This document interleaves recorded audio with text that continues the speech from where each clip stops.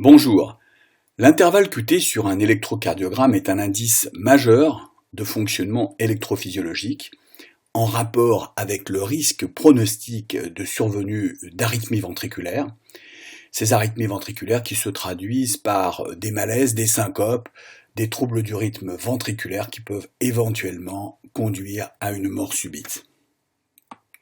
Donc nous allons apprendre, comme tout médecin doit savoir le faire, pharmacologue, urgentiste, réanimateur, interniste, toutes les spécialités sont concernées par l'intervalle QT, les pédiatres également et les étudiants en médecine pour leurs examens. Donc nous allons apprendre étape par étape à mesurer un intervalle QT selon une procédure rigoureuse. Alors, qu'est-ce que l'intervalle QT auparavant? Un tout petit rappel rapide.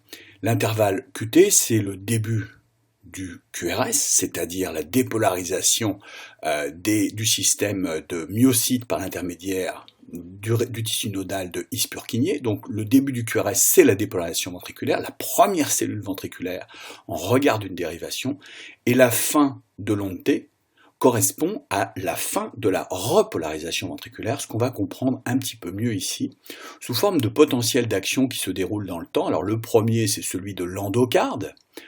Dans le tissu ventriculaire, c'est le canal sodique qui initie cette dépolarisation rapide.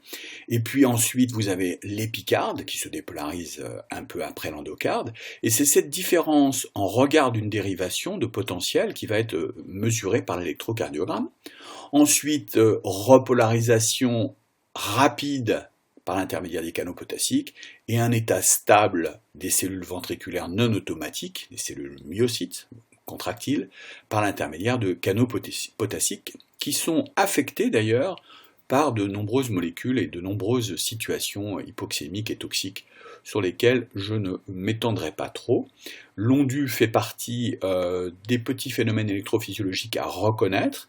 Ils correspondent à des phénomènes de post-potentiel lorsqu'ils sont pathologiques, sinon de dépolarisation tardive des cellules de His-Purkinje. Alors, plus le QT est long, plus l'ondu est ample et plus le risque d'arythmie ventriculaire augmente. Ça, il faut absolument garder ça en tête. Et surtout l'ondu, l'interpréter dans la mesure du QT comme on va le voir. Alors quels sont les risques facteurs de prolongation du QT? On va aller très vite parce que ce n'est pas un cours de médecine, mais évidemment vous vous souvenez tous que l'hypokaliémie, surtout favorisée par l'hypomagnésémie, peut donner des QT longs, c'est la première cause et ça peut être mortel sous certaines conditions, notamment lorsque le cœur est malade et que l'hypokaliémie est profonde. Enfin, il y a d'autres causes et situations physiopathologiques favorisantes. Les drogues, c'est-à-dire les médicaments qui allongent le QT, sont légion, hein. Il y a des sites internet qui nous les donnent.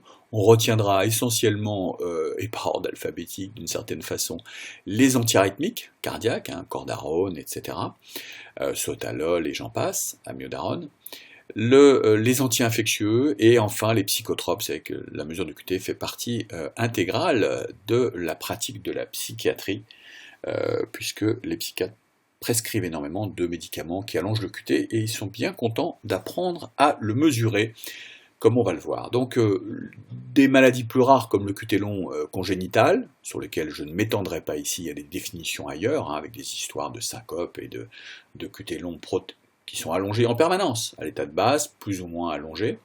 Les maladies du cœur, parmi lesquelles trois choses importantes, aiguës à retenir, le Takotsubo, l'infarctus qui est quand même beaucoup plus fréquent, et plus rarement encore les myocardites. Et enfin, on peut avoir des QT longs légèrement allongés lorsqu'il y a des maladies du rein, du foie, les femmes ont 10 millisecondes de plus de QT, et l'hypothyroïdie et l'âge avancé. Donc la mesure de l'intervalle QT obéit à des règles qui ont été éditées par les recommandations, par les sociétés savantes nord-américaines, American Heart Association, et tout à fait téléchargeable dans Circulation. Alors, elles nous disent quoi? Elles nous disent que l'intervalle QT doit être mesuré en priorité dans la dérivation frontale. C'est là qu'en général, elle est le plus fiable et la plus facile à mesurer. Et cette dérivation frontale, c'est D2. Donc on partira toujours du principe qu'on va commencer par D2. Si jamais c'est pas bien visible parce que l'onde T est un petit peu aplatie, non mesurable, dysmorphique, à ce moment-là on utilisera les dérivations latérales gauche, en particulier V5, beaucoup plus rarement antéroseptale V2, V3 comme vous le verrez, car elles peuvent minorer la longueur du QT. Le principe, c'est vraiment de mesurer le QT dans toute sa longueur, c'est-à-dire le début du QRS jusqu'à la fin de l'onde T la plus visible, qui nous permet d'obtenir le QT le plus long. Facile à dire, pas toujours facile à faire. Le calibrage, bon bah ça c'est l'électrocardiogramme normal, hein, 25 mm par seconde, 1 mm égale 40 millisecondes. Néanmoins, les rythmologues utilisent sur papier, ou utilisaient, puisque maintenant ils utilisent des écrans numériques, des loupes, et ils utilisent des écrans qui déroulent 2 fois plus vite le papier, ce qui nous donne une meilleure précision sur le début et la fin du QT. Les mesures, alors si un QT est normal, une seule mesure suffit, mais s'il commence à être anormal ou dans les études pharmacologiques, il est recommandé de faire plusieurs mesures. Et on va le voir, chaque intervalle RR qui se modifie, les ondes T peuvent être légèrement imparfaites d'un QT à l'autre, donc il est recommandé, même en rythme sinusal, avec des intervalles stables, de moyenner certains QT. Vous allez voir dans un autre module comment on moyenne les QT. Aujourd'hui, on va juste apprendre à le mesurer et se souvenir que c'est pas facile à mesurer, qu'il y a des erreurs, même chez les professionnels, qui sont assez faibles. Ça dépend un petit peu des électrocardiogrammes qu'on leur soumet. Évidemment, plus un électrocardiogramme est anormal, plus la mesure du QT devient imprécise. Les algorithmes, c'est-à-dire les ordinateurs, font pas si mal que ça. On leur demande des précisions inférieures à 25 millisecondes et toutes sont capables de passer sous cette fourche codine sans aucun problème. Et quand un électrocardiogramme est de bonne qualité, eh bien, par exemple des QRS fins, des conditions stables, les experts versus l'algorithme font à peu près pareil. On n'oubliera pas, comme on l'a dit tout à l'heure, de décrire également l'onde T et de préciser si l'onde U est anormale dans la mesure du QT. Donc en préalable, je dirais que lorsqu'on mesure un QT, il faut effectuer ceci sur un 12 dérivations avec des électrodes convenablement posées. Évidemment, la mesure s'effectue au repos, dans un état physiologique stable, pour éviter les phénomènes neurovégétatifs qui pourraient influencer la mesure du QT, et tout cela sur un cycle relativement régulier de QRS. Vous comprenez bien que mesurer un QT ici, qui est plus petit que celui-là, n'a pas vraiment comment dirais-je, de valeur, va être sujette à beaucoup d'interprétations, surtout que le QT, on le mesure et on l'interprète par rapport à la fréquence cardiaque. Donc la fréquence cardiaque, elle est sans arrêt en train de bouger chez ce patient, donc ça sera difficile d'interpréter un QT pris au hasard comme ça. Il y aura une méthode qui dépendra de l'intervalle RR précédent, et souvent de plusieurs intervalles RR précédents, pour comprendre un petit peu de quoi il s'agit, car le QT, comme on vient de le voir sur ce tracé-là très, très simplement, s'allonge quand l'intervalle RR précédent est assez long, c'est ce qu'on voit ici, et quand l'intervalle RR est court, on a un QT plus court, donc on ne peut pas interpréter un QT sans comprendre et sans connaître la fréquence cardiaque, et en particulier l'intervalle RR précédent. La deuxième chose qu'il faut connaître, c'est apprendre à mesurer le début du QRS par un alignement multidérivation. Ça veut dire pas un électro monodérivation, éviter le 3 dérivations, prendre au moins 6 ou 7 dérivations comme cet électrocardiogramme, c'est-à-dire 2 fois 5 secondes plus une dérivation de rythme, en général D2. Et vous allez voir que c'est pas toujours facile de mesurer le début du QRS. Voici un exemple. Si vous prenez V2, vous allez le mettre ici, et puis là vous vous rendez compte que si vous prenez V4, vous pouvez perdre 5 à 10 millisecondes selon votre qualité de précision, d'où l'importance d'utiliser un outil informatique, par exemple avec une règle verticale, absolument verticale, et un début du QRS qui serait ici chez ce patient, et la fin du QT, comme nous allons voir. Si vous mesurez ici, il est complètement faux par rapport à ici, donc bien mesurer le début du QRS là où il commence vraiment grâce à un alignement multidérivation. Les ordinateurs font ça parfaitement. Vous voyez, ici vous avez un overlap, comme on dit, de QRS numérisé. Et vous voyez que selon les dérivations, par exemple rouge ou bleu, les bleus commencent beaucoup plus tôt, et les rouges un petit peu plus tard, il va y avoir 10 ou 15 millisecondes de différence, d'où l'importance d'être très méticuleux sur le début du QRS. Ensuite, il faut choisir, comme on l'a dit, la dérivation où le QT est le plus long, et la fin de l'onde T la plus visible. On l'a dit déjà tout à l'heure, la best mesure, la mesure la plus précise en général, c'est la dérivation D2 et parfois la dérivation V5. Ici, il n'y a pas photo. Vous voyez que le QT est légèrement un petit peu plus long ici que D2. Et en V5 également, vous avez une onde T qui se termine plus tard que les autres dérivations. Donc que V6, vraiment V5 ici est le meilleur choix. Comme on vous l'a indiqué, en règle générale, c'est tout à fait similaire des deux V5, mais il peut y avoir des différences. Alors, on choisit une dérivation où l'onde t est distincte de U. Le dernier piège, c'est, enfin presque le dernier piège, c'est que l'onde t doit être différente de U. Alors qu'est-ce qu'une onde U?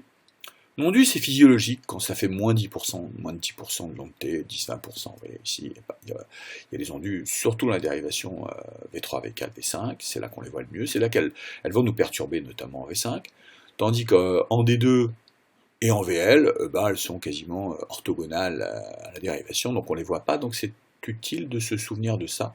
Quand on a une onde U, on va aller voir surtout dans d'autres dérivations pour voir si on n'est pas gêné. L'onde U, on vous rappelle que ça correspond donc à des repolarisations tardives du myocarde moyen ou des cellules de His-Purkinje, mais également des post-dépolarisations qui peuvent être dangereuses quand l'U est grande. Alors, voici un exemple. On a une onde U, vous voyez ici, ça cafouille, comme on dit. On a l'impression qu'il y a une onde U qui est plus grande que l'onde T. Bref, on ne sait pas trop ce qui revient à la part de l'onde U, qui est un peu diphasique ici, ou alors l'onde U est supérieure à l'onde T. Bref, on est un peu perdu. Donc on va éviter ces dérivations où l'onde U est visible, et on va revenir, comme toujours, au classique, à savoir, dans un premier temps, donc D2, que voici. Et voici donc ce que cela donne lorsqu'on aligne la fin de l'onde T sur la ligne de base, un QT qui est allongé. Vous voyez qu'ici le QT dépasse la moitié de l'intervalle RR, on reviendra là-dessus déjà pour une fréquence normale, quand le QT dépasse la moitié de l'intervalle RR, il est probablement long, mais ce n'est pas précis de le mesurer comme ça, mais ça vous donne un ordre de grandeur. Ici, vous avez un QT à 450 millisecondes pour une fréquence cardiaque de 91. Alors, voici un deuxième exemple, fréquent, l'aspect un peu en canard de la repolation, on ne sait pas trop ce qui revient à l'onde T, vous voyez que l'onde T se termine ici, donc qu'est-ce qui est exactement ce produit-là? Est-ce que c'est une onde T diphasique ou est-ce que c'est une onde U? Souvent il faut chercher en D2, en D2 encore. L'onde T est plate, mais ça vous donne un ordre de grandeur de la fin de la dérivation, de la fin du QT. Et vous pouvez ensuite le reproduire par exemple en V5 et bien voir que ceci était donc une onde U diphasique. Et ces formes de QT diphasique, il faut apprendre à les mesurer, soit en D2, soit en V5, mais ici vous voyez que c'est exactement la même chose chez ce patient. Et d'ailleurs le QT est long, je ne reviendrai pas là-dessus. Alors, parfois l'onde T, voyez-vous ici, elle est comment dirais-je, elle a une forte prolongation, on ne voit pas trop où elle se termine. Donc on va utiliser la méthode de la tangente par rapport à la ligne isoélectrique. Vous voyez, la ligne isoélectrique, c'est pas celle-là, c'est la ligne où il n'y a plus de potentiel d'action, comme on l'a dit tout à l'heure. Tout à l'heure, on a dit que tout ça, c'était la dépolarisation, donc ceci est une période calme, donc c'est ça la ligne isoélectrique. Mais si on ne sait pas bien faire, l'onde T, elle se termine où? Elle se termine là, elle se termine là, elle se termine là. On va être un peu gêné, donc on va utiliser la méthode de la tangente dans ces formes d'onde T un peu particulières. Ça peut être utile, je vous renvoie au papier de Postema de 2014 qui raconte un petit peu toutes les situations sur lesquelles les ondes T et les ondes U sont un peu compliquées, et voilà comment il vous propose de travailler à partir de la tangente de la grande pente de l'onde T par rapport à la ligne de base qui est ici. On va reprendre notre exemple de tout à l'heure, et reprendre donc la tangente qui est ici par rapport à la ligne de base, et vous voyez qu'à ce moment-là, on a une valeur de QT qui est de 500 millisecondes, grâce à la projection de la tangente de l'onde T dans les situations difficiles. C'est rare qu'on en ait besoin, et en plus, ces ondes T, souvent, comme je vous l'ai dit, varient d'un QRS à l'autre, donc il faudra vraiment, lorsqu'on fait la méthode de la tangente, et pour des études pharmacologiques précises, mesurer le QT en moyennant 3 fois les valeurs, et encore, il faudra que la fréquence cardiaque soit absolument stable, sinon il faudra mesurer 3 fois les QTC. L'onde T négative peut poser un petit problème. Vous voyez ici, nous avons une onde T, elle est négative. Bon, c'est la même méthode, qu'elle soit positive ou négative. Quand elle est comme ça, sans interférence avec l'onde U, il n'y a pas de souci. Vous continuez à travailler par exemple en V5 sur... alors j'ai pris V4 ici parce que j'ai trouvé que l'onde T était un petit peu plus grande et il m'a semblé que c'était un petit peu plus long. C'est pour vous montrer qu'on peut sortir de V5 également de temps en temps. Et voilà. Donc voici un deuxième exemple avec une onde U négative qui remonte une onde T, négative, qui remonte un peu, Donc cette fois-ci c'est une onde U, cette fois-ci c'est une onde T, comme on le sait, l'onde U est beaucoup plus petite que l'onde T.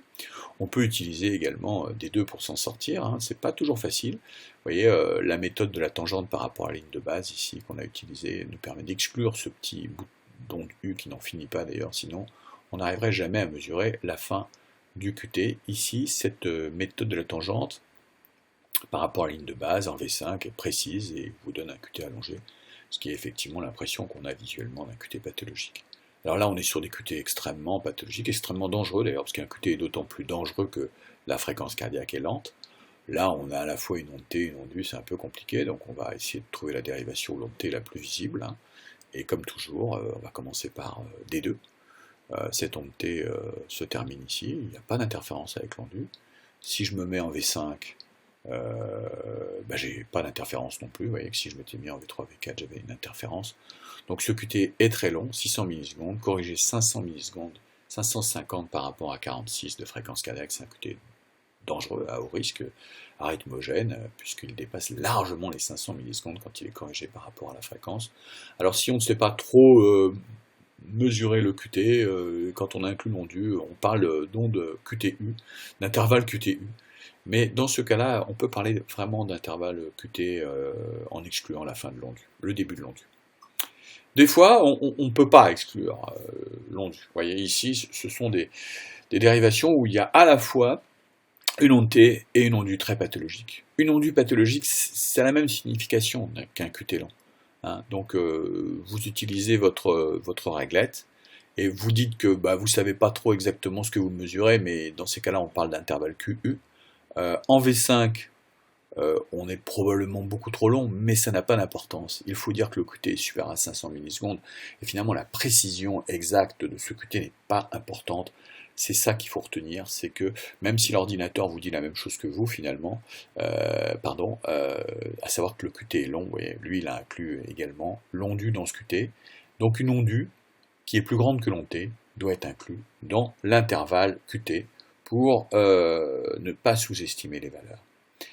Voilà, donc en voici un dernier exemple pour conclure. Cette fois-ci, on a une forme un peu compliquée d'onde U qui est distincte de l'onde T, mais on voit bien que l'intervalle QTU dont je vous ai parlé tout à l'heure, un peu cet aspect en canard couché comme ça, en S italique, est pathologique avec une onde U supérieure à l'onde T. Donc de toute façon, vous devez dire que l'intervalle QT est pathologique parce qu'il y a une grande onde U. Alors, vous voyez, si vous le mettez là, le QT est trop court. Mais si vous le mettez là, le QT est trop long. Donc quelle est la bonne valeur? Je ne sais pas. D2 ne va pas nous aider beaucoup. Donc ce qui est important, c'est de dire que le QT est allongé chez ce patient, avec une onde U pathologique, ça a la même signification, et il faudra en chercher la cause parmi toutes les étiologies que nous avons vues tout à l'heure. Voilà, en résumé, ce long cours, mais utile pour les formes difficiles, car la médecine c'est difficile parfois, on ne peut pas se contenter d'apprendre uniquement le baseline. Donc on se rappelle que la mesure s'effectue au repos dans un état physiologique stable, que le début du QRS se repère, comme on vient de le voir ici avec la règle, à l'aide d'un alignement plutôt multidérivation, plutôt 7 dérivations, qu'on choisit la dérivation où le QT est le plus long et la fin de l'onde T la plus visible. Ici, on voit bien qu'on est gêné par des ondes U, donc on va prendre V5, qui paraît la plus longue, même si c'est un tout petit peu excessif par rapport à ce que l'on peut mesurer, ce que va mesurer l'ordinateur ou ce que l'on verrait en D2. En tous les cas, ce qui est important, c'est de ne pas sous-estimer un QT long et de demander éventuellement à un expert de le reconduire, de le recalculer après. Vous voyez ici, on utilise la ligne de base, on fait la projection soit avec la tangente, soit de l'intersection s'il n'y a pas besoin de la tangente, et cela nous donne un QT très long, il ne fallait surtout pas le mesurer ici ou là ou ailleurs, ou même en V6, c'est vraiment un QT très long, donc 15 mm, ça fait 600 millisecondes. On intègre parfois une onde U, comme c'est le cas ici dans le calcul du QT, si l'onde U est plus grande que l'onde T, c'est ce que j'ai fait également, et nous verrons dans un autre module comment interpréter le QT à 600 millisecondes par rapport à son potentiel malin qui est en général supérieur à 500 millisecondes en termes de QTC comme nous le reverrons. Voilà, donc l'ordinateur nous donnait également quelque chose d'assez valable et il faut savoir l'utiliser mais il faut se confirmer, il faut confirmer les valeurs par une mesure visuelle. Voici les données de la littérature, vous pouvez appuyer sur pause pour les retrouver, tout ce qui est en bleu est téléchargeable et c'est extrêmement passionnant. Je vous remercie et vous renvoie à la deuxième vidéo sur la mesure du QTC.